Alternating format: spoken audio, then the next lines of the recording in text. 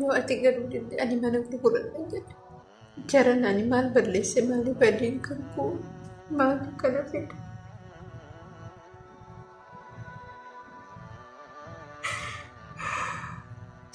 Hanga yoomii gubanna nuti.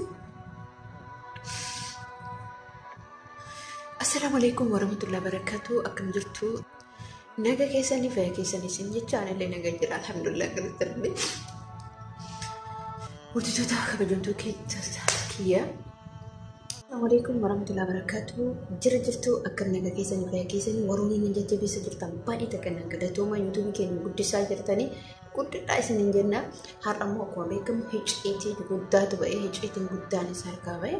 Dhugaa dubbachuuf HIT baay'ee guddaadha. Alhamdulillah rabbil alamin waan hundumattuyyuu otoo inni hin beekin otoo inni maal hin jedhin ani immoo biyya keessa jira jedhee yaada inshallah bismillah.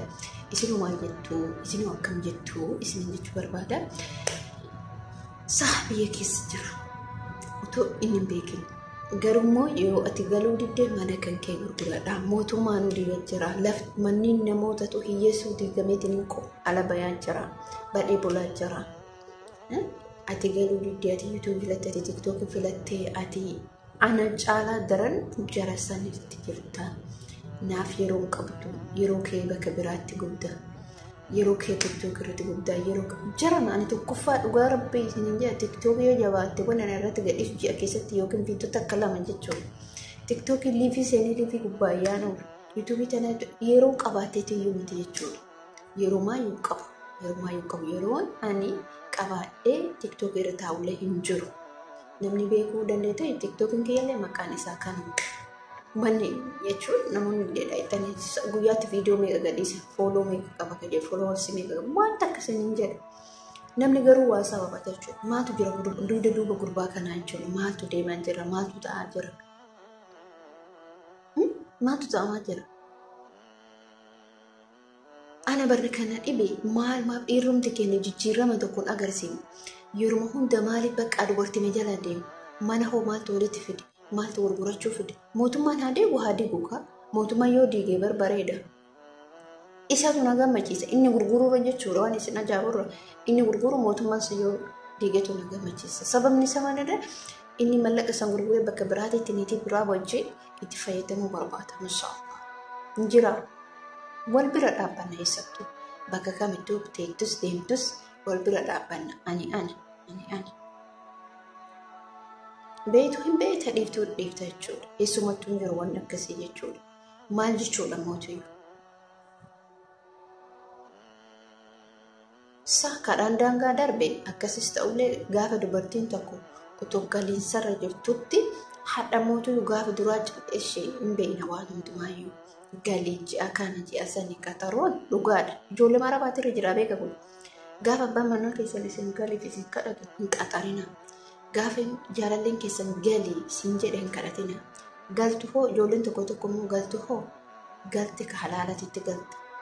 Yookiin jaalallee kee ta'e yoo na bira jedhu nagayatti jettaa dhumatee bardubbiin wanni si ciqqoo sammuu kee baddaa lagas buusu jiru.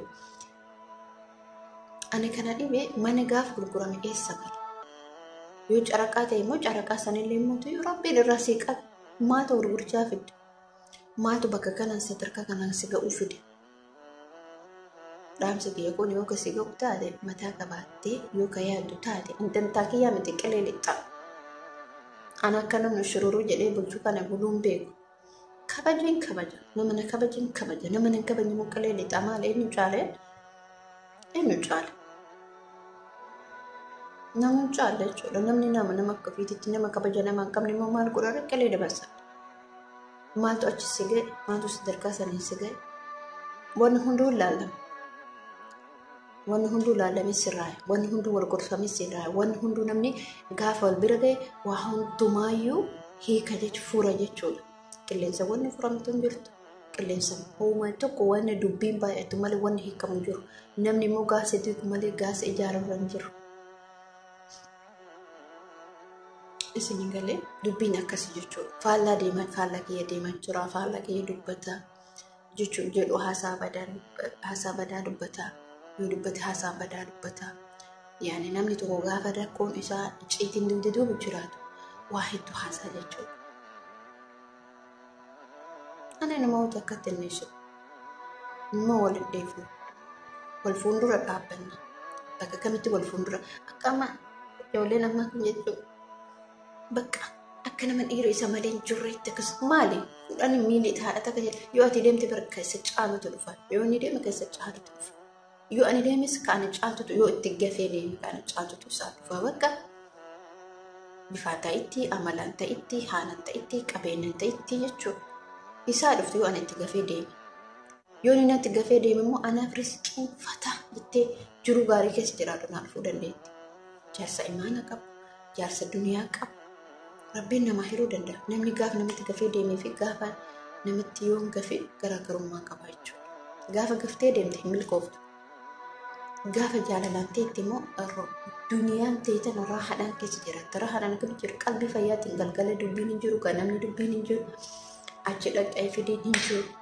Biyya Arabaa deemin hin jiru. Asirratti biyya Arabaa wanni deemu gonkumaa hin jiru. Kana beekta jechuudha atillee. Anis hin jiru. Atis. Kanaaf wanni isin jechuu barbaadu. Wanni inni dhaamsa dhaamu barbaadu akka ilmi namaa jiraatu amala kee duraanii bareeda qachi ofii hin qabne itti deebi'ee jiraatu yookaan immoo tuyyuu nama wal jala karaaf hin jiru. Dubbii haga miti caallisaanii qofti. Ani qofti hamma yoo miti caallisa. Maal akka ta'u caallisamu.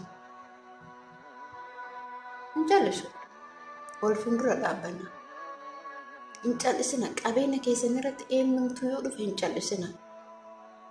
Mucaa Yemanii tokko mucaa viidiyoo mucaa suni jedhama kennaa tokko jedhama. Mucaan suni mana niitii gurgurate jedhamee dubbatame. Mana niitiin isaa sun mana baate hin deemtu. Maal niitiin mana baate inni mana isiitti ba'ee haa deemu. Akkamitti namni gaafa itti faayee bitu akkamitti ambiiruu namaa gurguran. Isinitti hin dhagamu meesitti maaltu dhagama. Kun beeka hanga silaa afaaniin dubbata malee waa godheetu hin jiru haga maalitti. Mootummaan hundiigaa anillee horaa. Samma harka maaltu sirraa bitamu mootummaan silaa diigaa jira yoo haa jennu.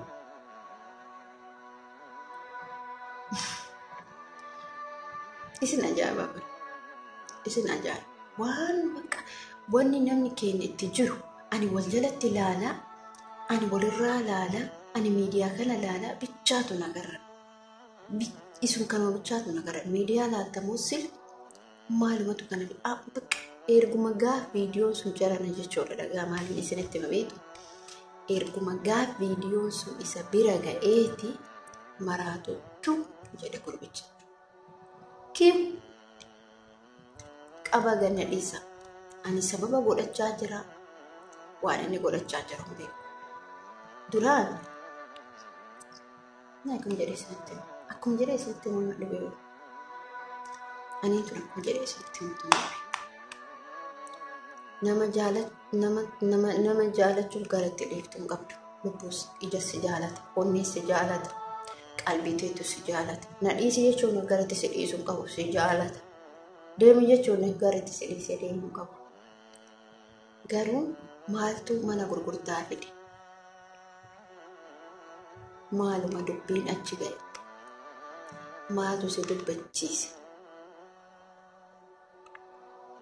Maaluma si dubbachiise? Dubbiin jajjaba. Dubbiin jajjaba.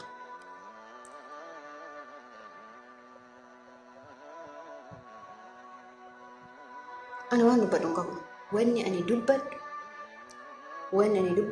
hanguma ani gaaf galu dubartii takka argitaanan jaran. Dubartii takka argitaanan ani anaa beeka.